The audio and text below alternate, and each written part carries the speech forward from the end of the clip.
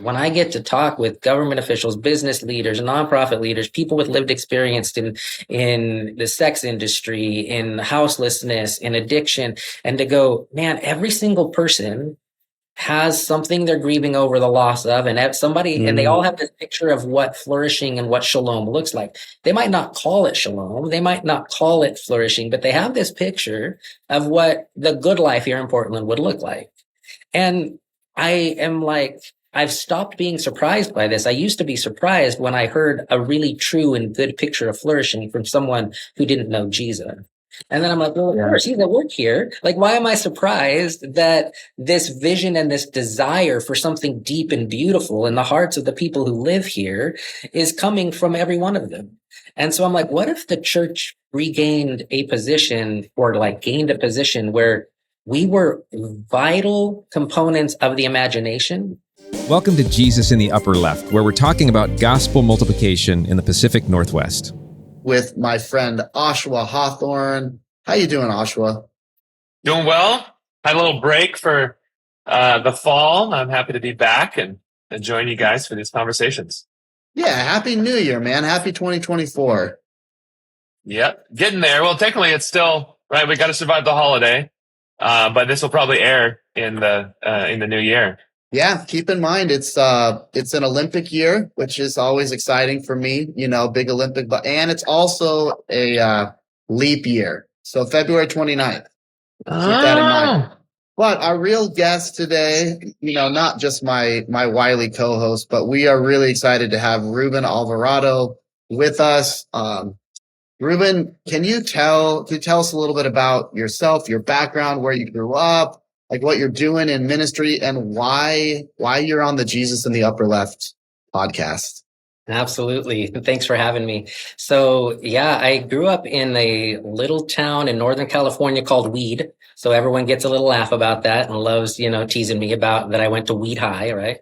So I grew up in this little town with about 3,000 people. I am biracial. My dad is Mexican. My mom is white. My dad is Catholic. My mom is Pentecostal. So I grew up in both traditions, going to mass in the mornings and doing some little listening to a Pentecostal preacher in one of our bedrooms at night with my mom and singing a couple of songs.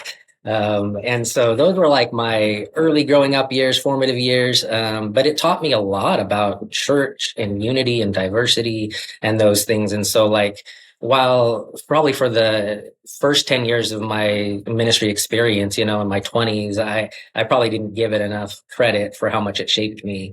Now I can look back and see just how much that space of watching parents have different ideals, have different faith traditions, and still find unity and love amidst that stuff. Those things really shaped me a lot for ministry. And a lot of my ministry experience then has been in many of those spaces where it's been ecumenical or it's been diverse ethnically, culturally. And I love those spaces. And I just find that I sort of naturally create those spaces or jump into those spaces. And so I love that that's what I've gotten to do. I've been a college pastor. I've been a worship pastor. I've been an associate pastor. Those were all in Weed, so in a rural setting. When I moved to Portland about 12 years ago, it was to come to seminary. I went to Multnomah University, and I jumped in shortly after my MDiv at Imago Dei Community as a pastor there, became their pastor of justice and mercy, and got to just be involved in a ton of justice work and community development work in the city of Portland and to learn a lot about this city.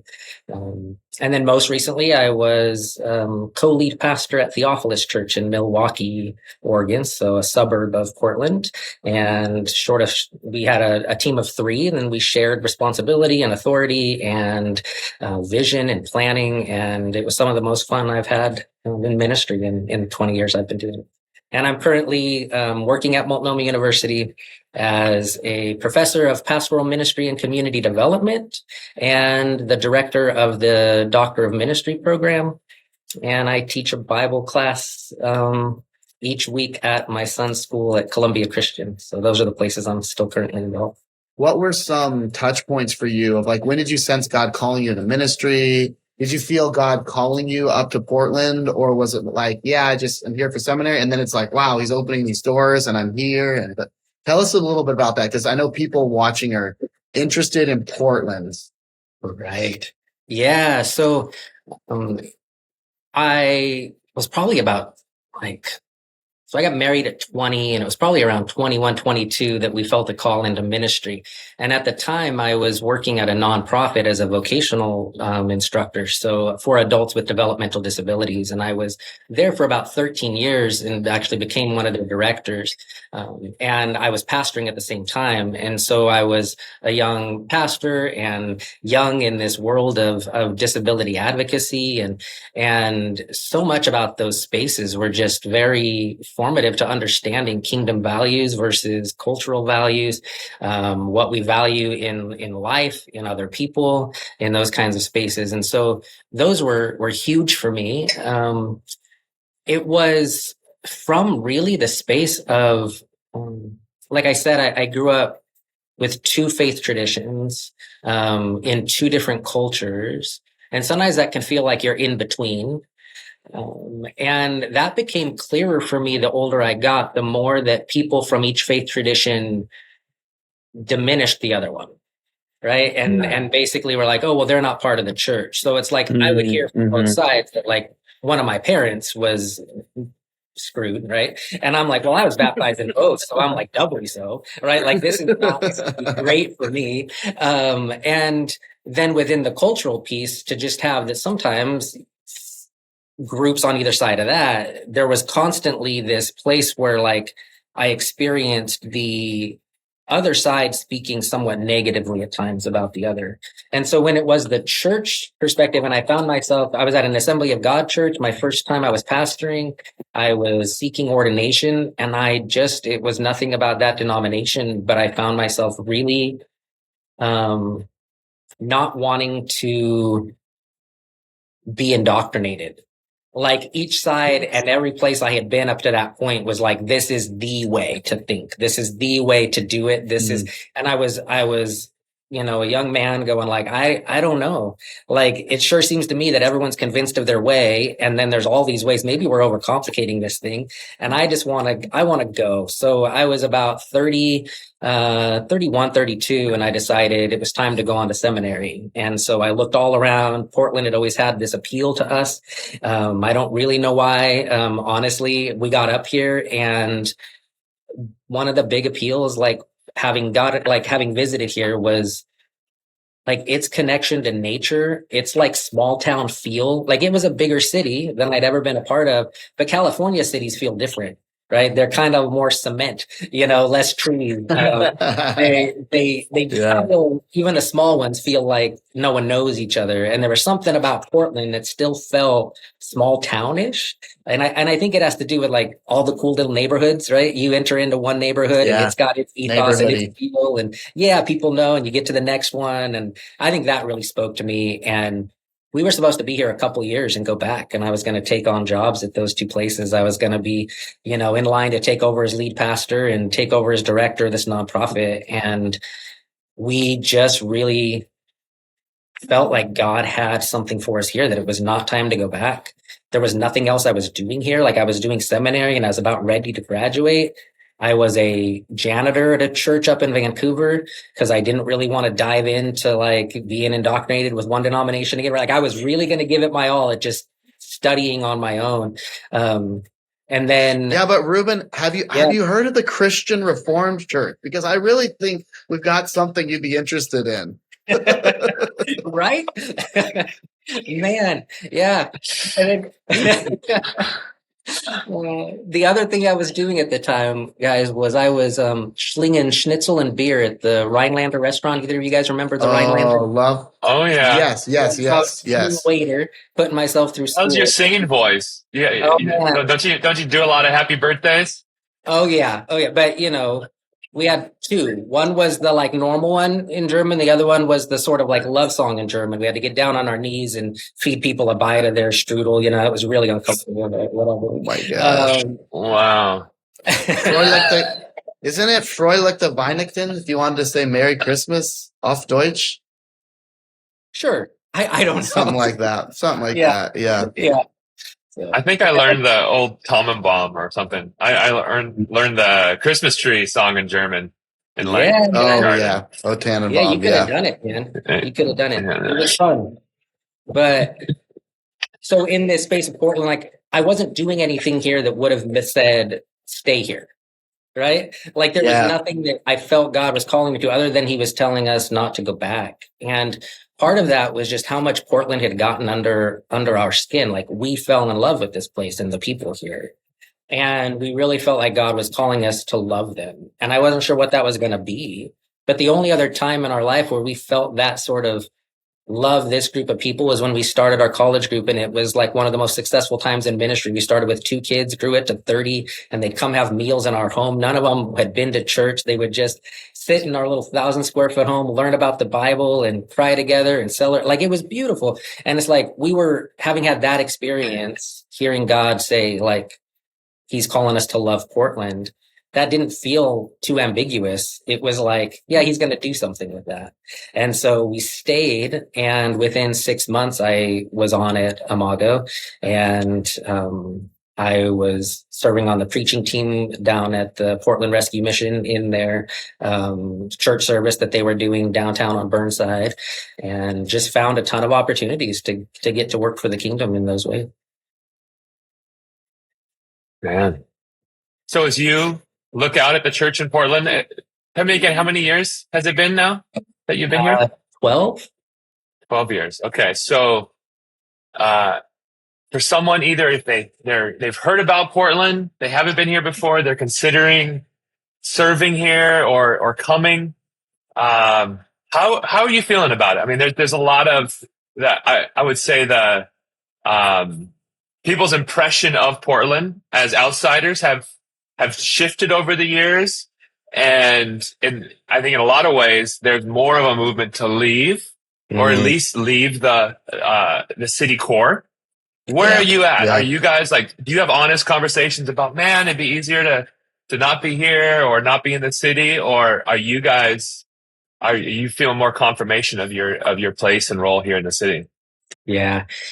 You know, you mentioned that people have this perspective or this narrative about Portland from the outside, but you also mentioned the one from the inside. And I think both are vitally important. And as someone thinks about coming to Portland, you might only know what you've seen in the news or heard that way, but your narrative will shift as soon as you get here and realize what people are thinking and feeling about being here.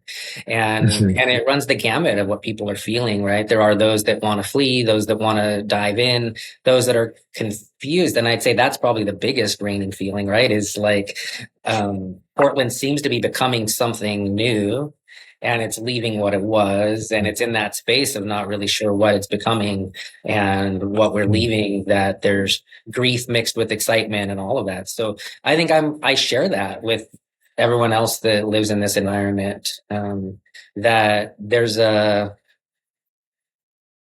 don't think that like Portland's crumbling. I don't think that there's no, I think there's just such good on just the other side of whatever this current liminal zone is. I think there's going to be such beauty and good on the other side of this. It's just a matter of growing into that place and staying faithful in the midst of that growth.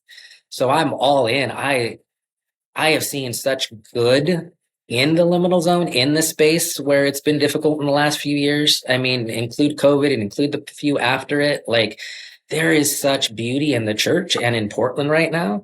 And I guess I'm really excited about the question that we're all asking. I think we're asking it a little bit too individualistic. I think we're all asking, what's next for me?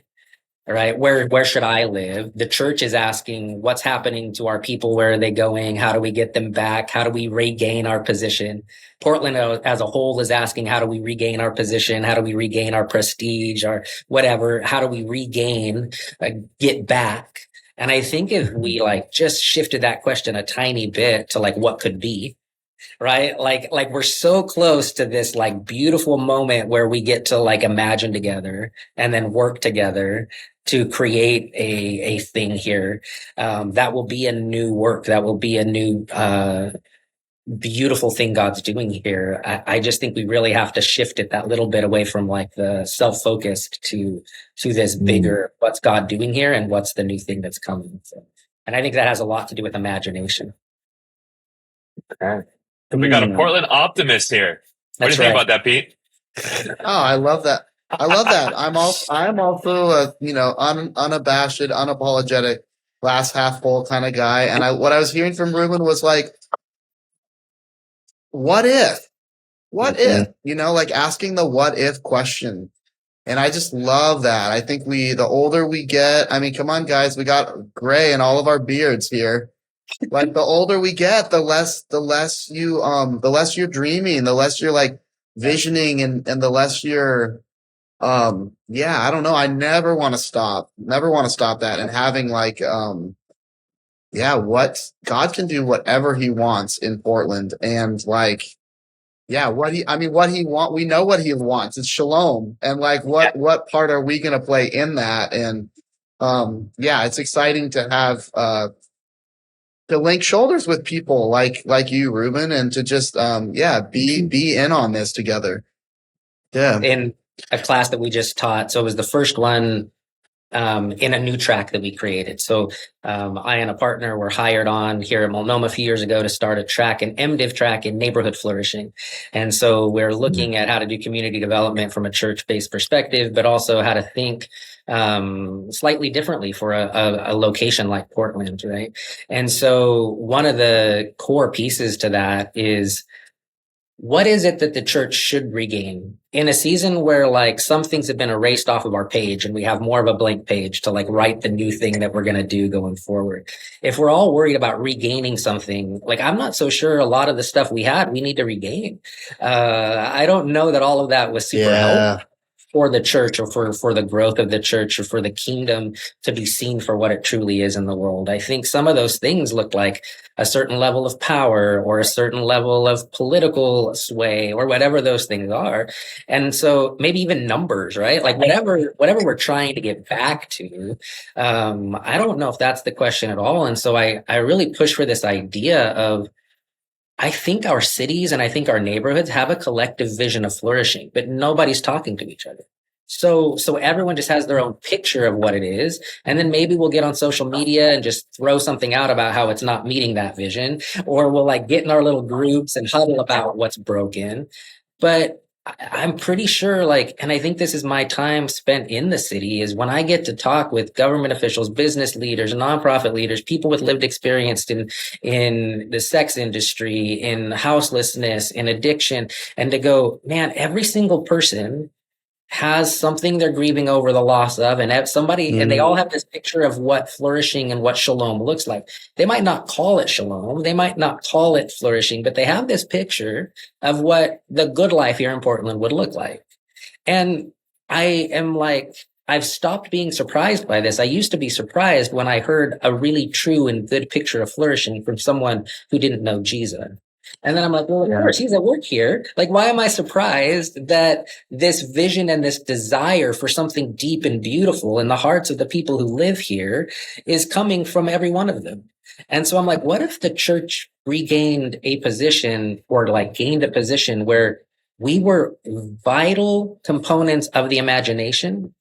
And I think that comes from listening to them. And then what if like our artists and our singers and our pastors and our evangelists, what if they communicated that vision back to the community? That we like and drew them together and collected around that thing. But so many of us are fixers. We see a problem, we come up with a solution, we go. Or we're servants. So we see a need, we serve it, and we leave. And it's like, no. What if we were like always proximate, always present, in the space of imagining the flourishing of this place? And sometimes we'll come into contrast with the culture's view of flourishing, but more often than not, we're going to like find that, oh, we want that too. And here's why we want it. Here's why it's part of Jesus's plan and what he's working on, right? And it actually gives us a place to share our faith and a place to live it out. I just think we really have to dive into that imagination piece and try to be the collectors and communicators of that collective like vision of flourishing. Yeah. I got a couple things to say. Oshua, you got something to say? I don't want to it's not a dialogue. It's a trialogue. Right. Oh, that's a good one. I mean, so I appreciate the optimism, and maybe I'm more of the pessimist on this call. And I definitely I share that vision of dedicating myself to seeing neighborhood flourishing. That's in the mission statement for Brilliance Labs that I helped lead. But I really struggle with the contrasting and sometimes opposing visions of flourishing that I believe that our city planners and the current authorities have. Yeah. And so, I mean, without getting political, but you can just look at specifics related to Measure 110. You can look at specifics where I believe recently the city and county councils voted to end free street camping, and then a particular judge, contrary to the majority opinion of citizens in Portland, contrary to our elected officials, the judge overturns the new law and says, no, flourishing is these people living homeless and having free access to harmful substances. And that's a reality. Like, that is that person's vision of flourishing. They think you're doing harm to them by telling them, no, we have certain expectations in our society, and we expect you to live according to those expectations. So how do you think through that? And how do you think the church should come alongside people who are both politicians and all the way down to the just the simple citizen or the person living on the street? Yeah. And bring not just okay, come on, let's find everything we have in common, but actually have a prophetic vision that says, no, actually you are doing harm. Yeah. Your vision of flourishing actually is doing harm, and I reject it. Right. Yeah. Oshawa, it's so true. And we hit those places. I think I don't really know if it's optimism as much as it is like, I really believe that there's a space for us to experience the kingdom in this. And I think that the cynic in me says the same thing that you're saying. Mm-hmm. I also think we need to confront, right? We need to be that voice. How we confront is actually maybe part of that collective vision of flourishing. Like if we confront through anger and violence, and whether that violence be physical or through words or through, whatever, like, I don't know that we can even be flourishing that way, even if it's this righteous anger, right? So I think it has to hit the imagination of every part of this, that we are those kinds of people who pursue it, even with those that are the hardest to pursue it with, and the ones that disagree, and the ones that have something completely different. My experience with Portlanders and with Portland government officials is that they have been very open. My son won't even go to get haircuts with me anymore, because my haircuts will turn from a 30-minute haircut into a 2-hour, because as soon as they find out I'm a pastor, they just want to talk, and we just get in. And they were like contrary. They were, and sometimes it starts out aggressive, and by the end, we're talking about church, we're talking about God, we're talking about relationships. And I've found that when I go and meet with elected officials, and they're open for prayer, they're open to like talk about different visions of flourishing. Now, how that plays out on the screens and in the papers and in all those places, it's not exactly what's always behind. And so I think we have to play both of those, right? There's going to be times we have to publicly and openly confront and say, nope, because that actually is causing harm. I remember when there was a group of us pastors. So I'm with the Serve PDX group, and we gathered a group of people who were running and leading in various aspects of houseless services in Portland. And one of them came, having been more of an optimist, came feeling very cynical because of current things that were happening. So he approached and basically said, we're being told that the way we house people in shelters is inhumane because we're putting more than one to a room. And in a reigning worldview where autonomy is one of the highest values, that makes sense why they say that. You're not giving this person independence and autonomy. But for us, we've got a guy living in our church parking lot in his trailer. As a church, we have decided to do that. He's a member of our church, but also like we've realized that I think he would rather be in living in his trailer than in subsidized apartments where he would have to, he feels more safe, and he just prefers to be there. Even though I think his growth as a person and even as a follower of Jesus is obviously linked to community and relationship and having neighbors in the apartment next to you. But yeah. Yes, that's right. And so it was like he came to us going like, will you stand with us and go to the government officials? Will you go and stand and say, like, the reason we believe this is because we believe that people's growth is tied with, relationship, belonging, love, and all these pieces, accountability, right? And to go like, part of the problem is autonomy, right? When we can do whatever we want, whenever we want, right? Like read the book of Genesis, everyone does whatever they wanted in their own, there was no king. They all did what was right in their own eyes. Like that can't be the way we operate. And so we were like, the other question was, and if we lose funding, will you fund us? Right. And so it's like the church has to be asked those important questions, because otherwise it's too flowery. And the reality is there are real people doing real work in these spaces where they're confronted by the values of society and their vision of flourishing. And it means everything for the organization or for where they're stepping forward. And so it's important when we add our voice to those dissenters and say, no, that's actually invaluable. That's actually unhelpful. And in that instance, there was a backing down of some of that rhetoric and some of that stuff around that, and nobody lost funding, and they, were good, and it was fine. That doesn't mean there won't ever be issues or problems, but we did have to stand against those places. And I think, again, listening means I didn't just hear it in the news and got mad about it and went and yelled about it. I probably was around the wrong thing. Instead, I heard from somebody who literally the statement was, I think you all just want to put them each to their own room so they can continue to live their life the way they are. And if they stay addicted and die, no one has to know.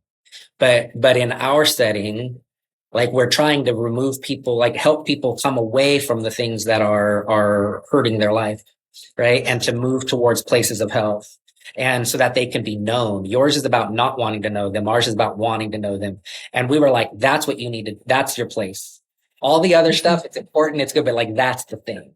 And communicating that, people were like moved, right? Going like, oh yeah, like that's a beautiful thing. So I think it's hard, and we do have to say it, and we have to stand against it. Mm-hmm. Yeah. That's great. The other person that's hanging at the church with me today happens to be a friend of mine who has spent most of his life downtown using and living in a tent, and they're in prison, and it makes me want to have him on the pod. So we're going to have to probably get together, the three of us plus him, and just kind of talk.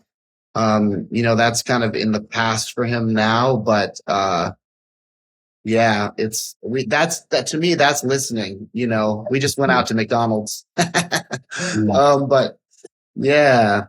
Yep. Yeah. And I think that's where, when I talk about the collective visioning, we almost have to prioritize the people with lived experience in every aspect of our culture. So that includes all of us, right? Even the people in the government stuff. But sometimes we prioritize the change makers first, right? The ones who make those and that's valuable. I think Jesus flips that, and I'd like to follow suit. Yeah. That's good. Yeah.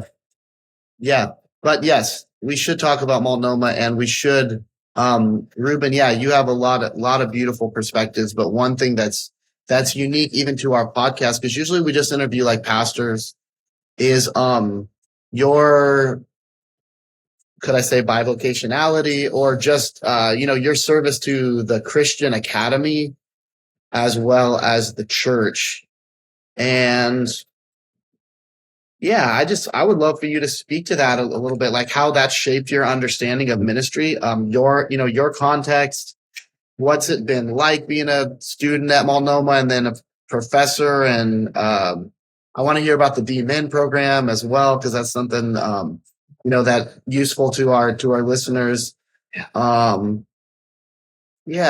with us a little more about the academy and the church. Right. Especially as we're the spiritual formation of young adults, really. Yep. So Yeah, I've had the opportunity since starting here a couple of years ago to teach in our undergraduate and in our seminary, and now to oversee the doctoral program. And I am really, really excited about the next generation of leaders, right? Like being in that space is a space that when I was a pastor in a specific church context, I got to know a few young people at my church, right? Or a few, but like the next generation of people who feel called to do this work, that it's a tremendous joy to like be a part of their lives and to just be a small part of shaping that. So for me, having been at Multnomah for many years, myself studying, my family lived on campus. We had this beautiful community of people who moved from all over to come here and live in one courtyard full of houses and just have kids running around day and night. It was just fun. It was beautiful. The faculty shaped me so much. The education prepared me for the next stages of ministry so well.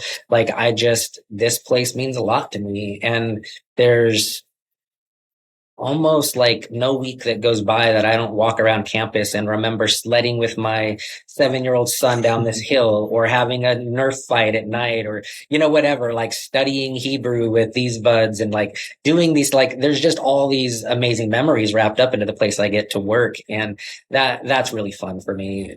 As far as moving from student to faculty, it's been a really, really easy transition. The faculty here have been so great at just including me into that space and letting me be all of me.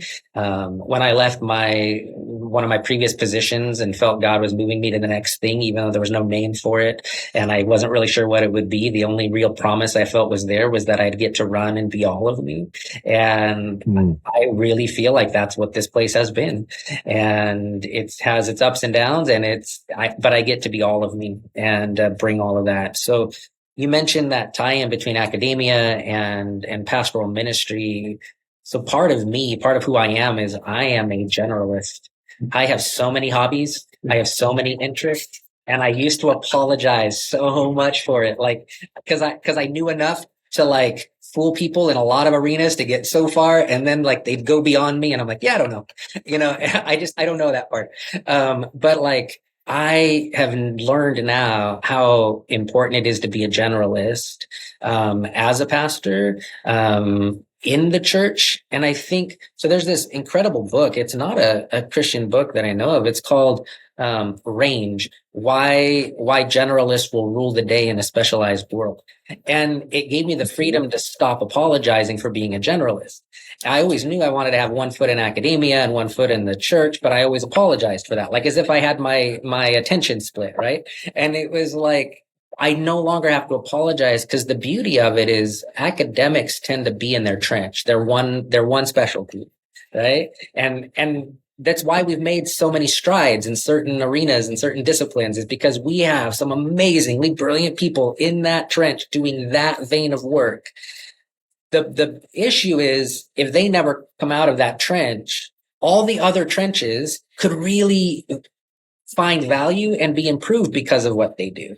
Right. And likewise, all the other trenches could feed into that one and help it. And they would see even more growth. And so within that range, I get to like be that person often, where I have this experience and time in pastoral ministry and still am in that role in places, and then in academia. And I can be in enough of those spaces and enough of them to like connect friends, right? And go, you should talk to so-and-so. And then to just like, I don't have to be the one that fixes the problem. I don't have to be the one with the ultimate knowledge. Like, I just get to be this like professional friend maker and connector. And it's like, I love it. And so that's a huge place for me where like those two worlds play. But I think you're asking a deeper question too, right? Which is like academia and the church and how they connect. And if we're seeing, here's the question I was asking. My own experience, the years of between 18 and 22 were very vibrant in my Christian life. And I attended a Christian college, Calvin University in Michigan. And I felt, and for the first time in my life, I was really like surrounded by Christians. And I wasn't, but I didn't go to church. Like, I didn't have a car. Like, I didn't, But yeah, what is, how do we develop those in that really formative time of life? Um, yeah, that's the question that I'm kind of asking about this generation that's coming up. And also, like, since the time that maybe the three of us were in college, so many things have changed. And I think maybe people are formed more between 22 and 26 than they were between 18 and 22 or something. Right. Yeah. Yeah. So in the high school class I teach and the undergraduate classes that I've taught, I will tell you one thing. They demand a real and honest and transparent Christianity. And they are not just uncomfortable or don't like, they are almost like unwilling to accept a version that isn't those things. And it challenges us, right? To like be those things, to be transparent, be honest, be real with our Christian faith. And I've learned to just so welcome it that, like, when I was teaching, like, I know there's some areas that this generation is going to wrestle with a little bit when it comes to belief in God, the call to ministry, some of those things, right? And some of those are the ways the church has hurt people. Some of that is how there can be violence and war and hurt in the world when there's a God, right? Like, those questions alone are huge, and we don't have all the answers to them. I got to teach a prophets class to a bunch of 20 to 23-year-olds, and it was at 8:30 in the morning, and we'd have to gather and learn more about, people not doing what they're told and God's punishment, right? Like, just over and over and over and over. And I just was really convinced that they needed, if they're going to push me to be real, I'm going to push them to be real. And I'm going to see if they can ask the question they're a little bit more afraid to ask. And so we stayed in like Jeremiah and like just into these like places where it was just like for a long time. And then finally I was like, is it okay that God acts this way towards his people? Is it okay that there's this punishment? Is there okay that there's these things? And like, they would just answer like, yeah, whatever. And then one day somebody like loses it, and the student, he goes, no, it's not okay. Like, how many more times can I read God's people trying, and then, and like God punishing them? And it seems like a good God. And then the question was about the goodness of God. Right. And they felt like they couldn't ask the question. And it actually was the most real conversation that the rest of them had with each other, and landed in a very real place where even if we don't understand it, maybe we trust the good God. Right. And you're like, okay, there's something about this group of people and how we pour into them that we have to take their demand to be real and transparent, but we have to learn where they're not really real and transparent sometimes too.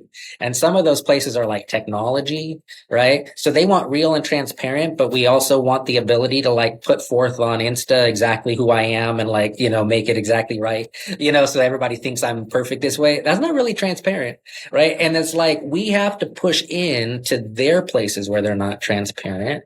And what I found, hands down, working with like hundreds now of like people that are in this young, they're willing to take it and like get there. It might take a little bit, but they do want it, and they will take it and improve and change. And so I think that's like a huge part of where we're going and where the church is with our young people, is they are going to demand it of us. But we have to demand a more real, because one of and the last thing I'll say on it, like the idea of cancellation culture, that question comes up for my students almost every term. Like, and I always kind of say the same thing. Like, if the cry of cancellation culture is stop it, you can't do this anymore. You with power who think you can do this thing, we're all going to band together and speak up and no, stop, you can't. I can kind of get behind that all day, right? Like, yeah, stop the bad. Tell the oppressor to stop it. Stop the person who's abusing their power. No more. But I can't get behind cancellation that doesn't allow for repentance and forgiveness and change of heart and somebody to grow in their own, away from the thing that they struggle with. And so we have to then push them into that space. And that question comes, and they're like, that's really hard. I'm like, yeah, it's really hard. It's easier to write someone off. But we can't if we really believe this thing, right? We have to call out what's wrong. And we also have to pursue that person's space in the kingdom too. And so there's a lot of what they're dealing with and facing that are values in our culture, and they're being fed them all over the place. I think we have to just, I don't know if we're shy or if we don't have the access to them or what, but I feel like we've got to get over whatever it is and get into that like arena with them where we really wrestle it out in some of these spaces.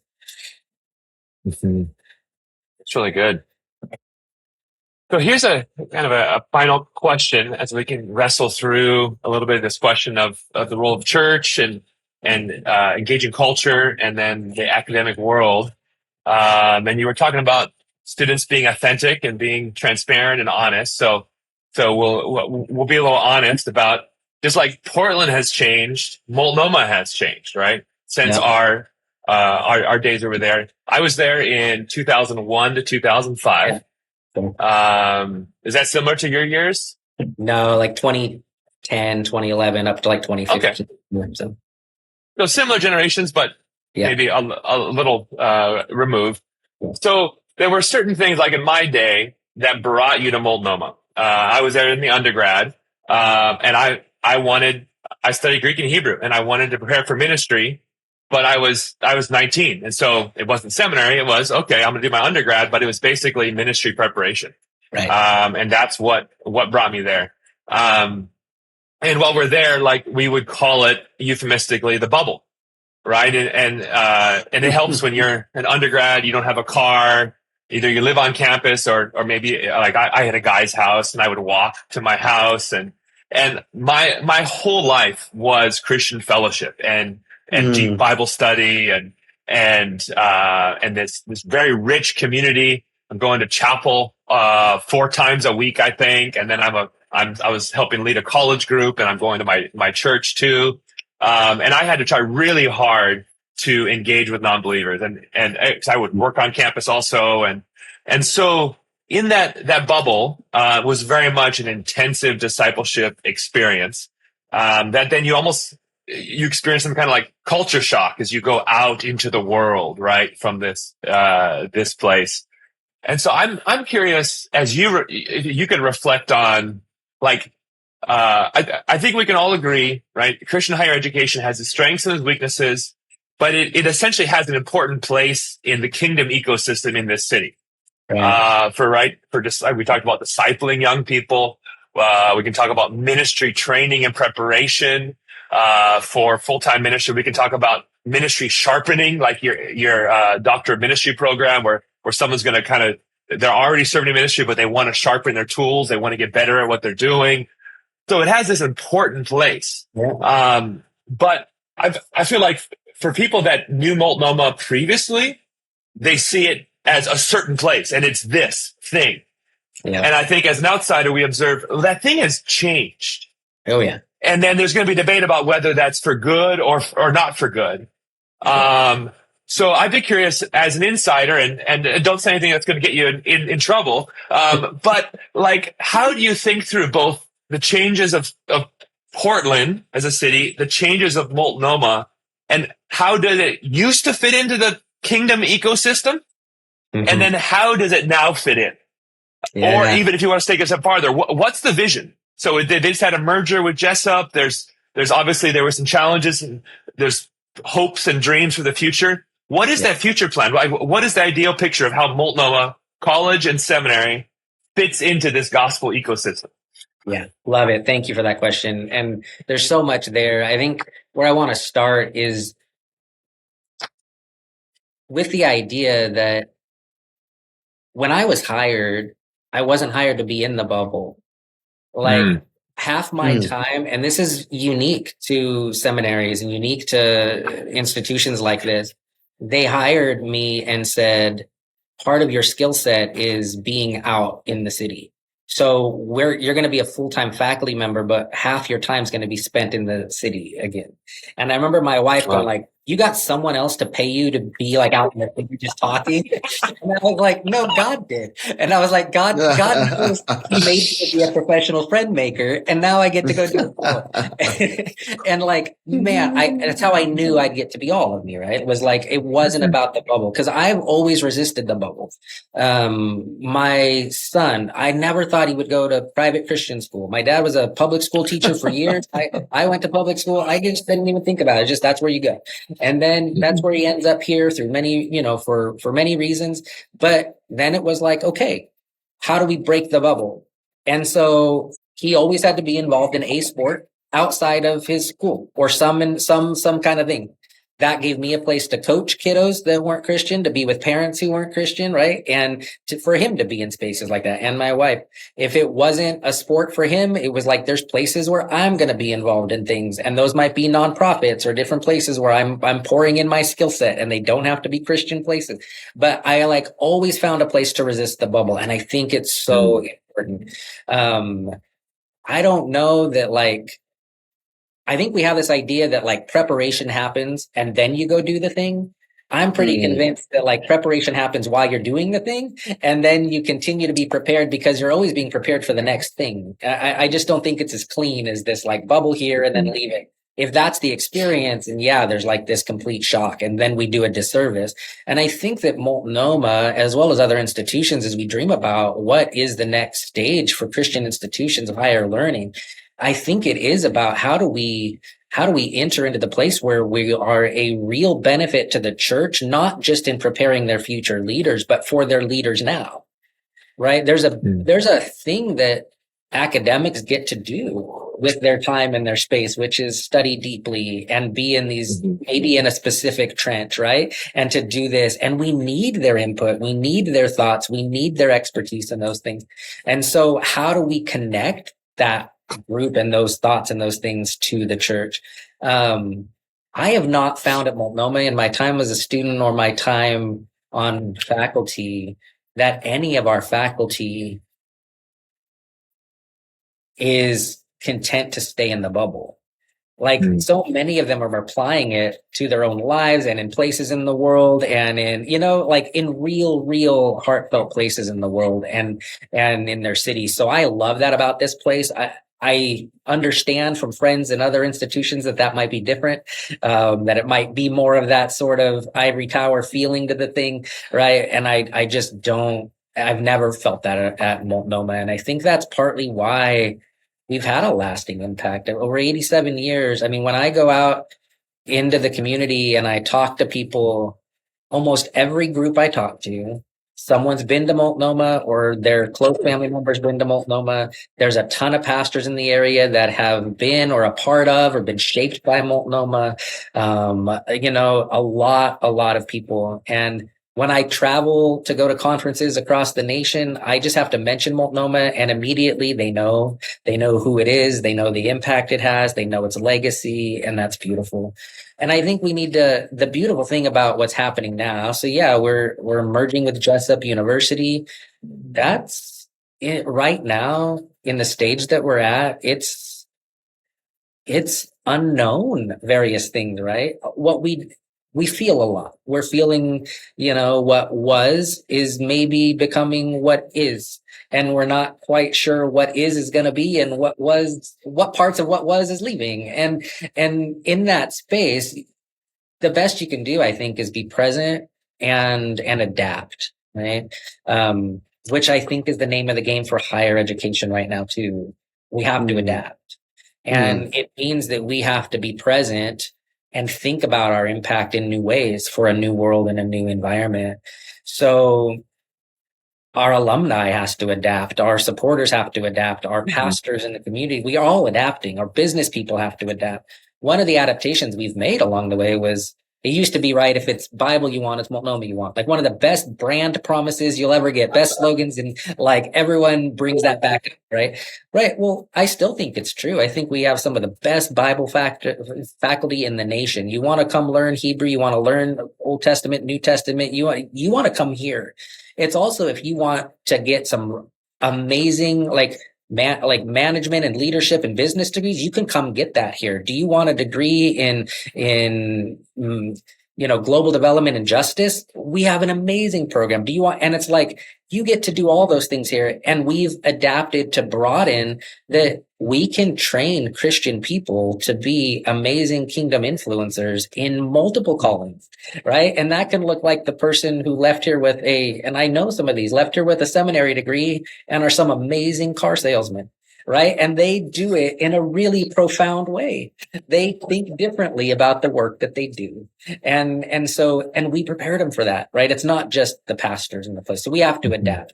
And if you have a minute, I'd love to share about like the new D-Min program and how that kind of I think encapsulates this vision for what we're trying to do. So the old D-Min program took about 4 years. That's a long commitment for pastors, busy folks to jump into. And it required a certain level of coursework on top of, for like 3 years, and then an intensive writing component. And one of the things I've discovered in studying our own, but then multiple other organizations, doctoral ministries, is that there is not a whole lot of explanation about what the end result of this degree is going to produce. So you do a PhD, you're going to write this dissertation, and there's like a standardization across the board of what that sort of looks like. And each institution can create their standardization, right? But it's collectively across the board, but creditors and all, there's this high level of work that's going to be created. In a doctor of ministry, you have to create a project, a written project. So you have to think about your community as a pastor and think about the shifts that need to happen that you're going to implement. And you pick one of those shifts, and then you create a project and you do this project, and then you write about that project.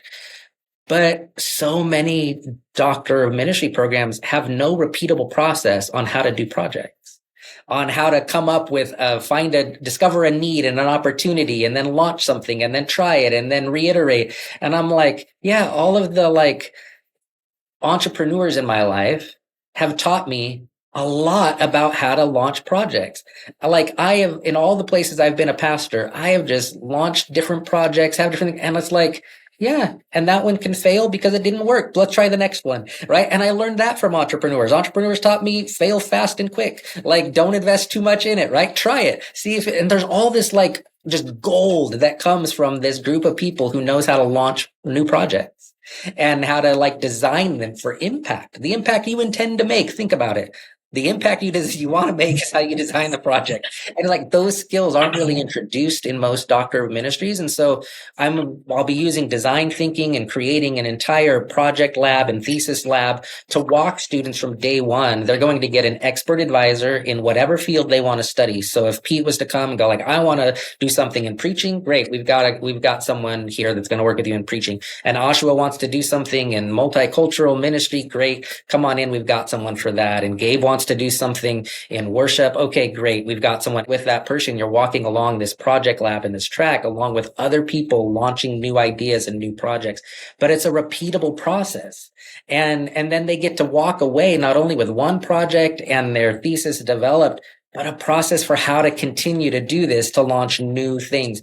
And that came from a place of our previous, learning from other doctoral students who've left multiple programs around the area and across the nation who said, I did it, but I don't know what I did.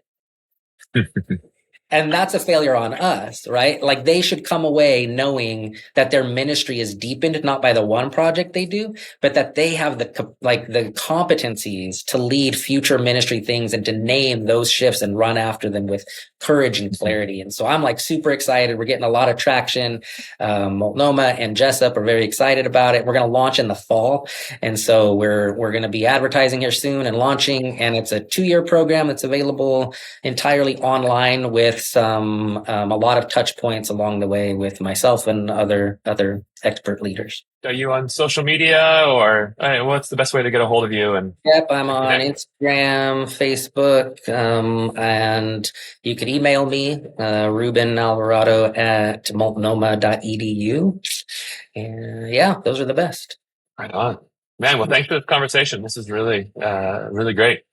Thank you, Oshua, Pete, and Gabe. This was a lot of fun.